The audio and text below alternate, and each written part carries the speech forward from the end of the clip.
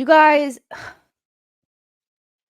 I just think they just continuously make bad decisions and people just cover for them because the explanation that was given for Kovacic was basically that, you know, Michael Oliver didn't want to overreact to the initial yellow that he gave.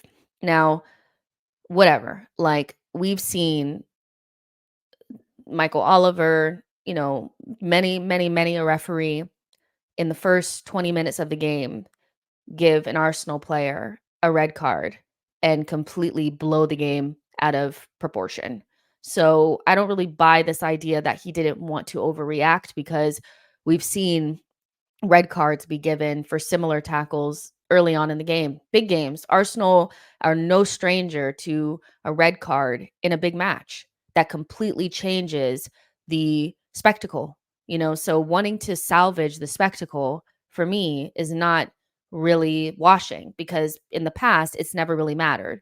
And either we're going to care about the spectacle and have wiggle room for bad tackles early on in the game, especially big matches, to preserve the spectacle. And we're going to do that across the board. Or no matter what it looks like, no matter how bad no matter how early it is in the game, we're giving red cards for red card tackles. Now, I can see an argument for the first Kovacic tackle being orange. If it's given as a red card, they're not going to overturn it. But if it's given as a yellow, you can kind of see it. The second one, absolutely not. He should be sent off. And I just want to put up this little clip because I found this to be just so stupid. The player Kovacic comes into the tackle with the right leg. There's some weight on the left leg as he kind of lunges in. The right heel hits the ground, and then the contact is a little bit more to... What does the leg hitting the ground have to do with anything? What does the leg hitting the ground have to do with anything? He still puts studs into the back of Odegaard's leg, but okay. The side with a kind of like an upright foot as opposed to a side-on foot that we saw with Gusto.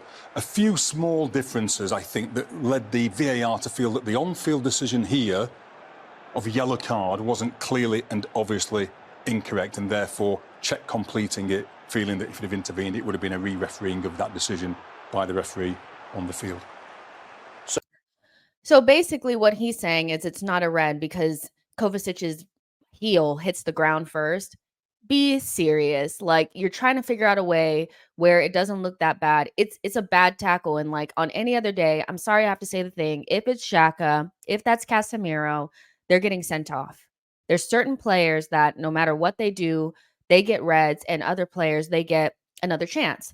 Rodri is one of those. Kovacic was definitely one of these on the day. Like, it just is. I can kind of see the argument, but at the same time, I've seen way too many of these given as reds. And two Arsenal players, like Xhaka had a similar tackle that wasn't even as bad as this one against Manchester City a couple of years ago. And nobody gave a shit that it was early on in the game or, that it was going to mess up the spectacle or anything like that. They just gave him a red and sent him off. So what about the second one?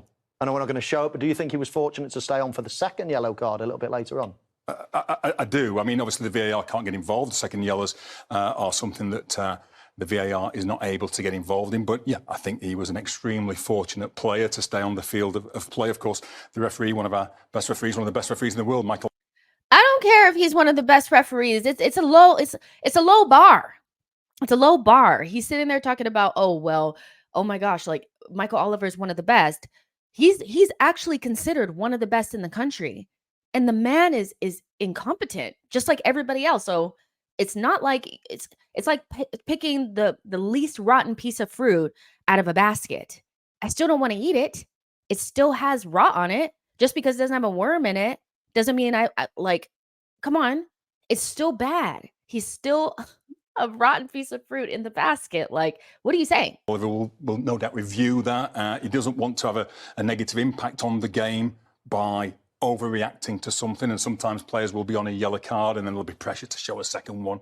Pressure will come from the players on the field. But, that's also true that if you underreact, you have a negative impact on the game. So I think when he reflects on it, he'll realise that the second one should have been a yellow card as well, which would have seen Kovacic sent off for...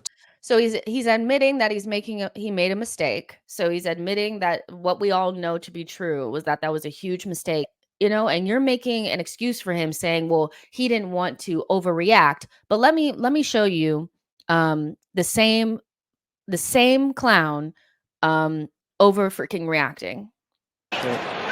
Tenté, et là, mauvais geste, ouais. Mais Monsieur Oliver laisse l'avantage. Premier ballon pour Chiquinho, deuxième, qu'est-ce qui lui prend? So again, this is Martinelli. This is Michael Oliver. Is this not a complete overreaction?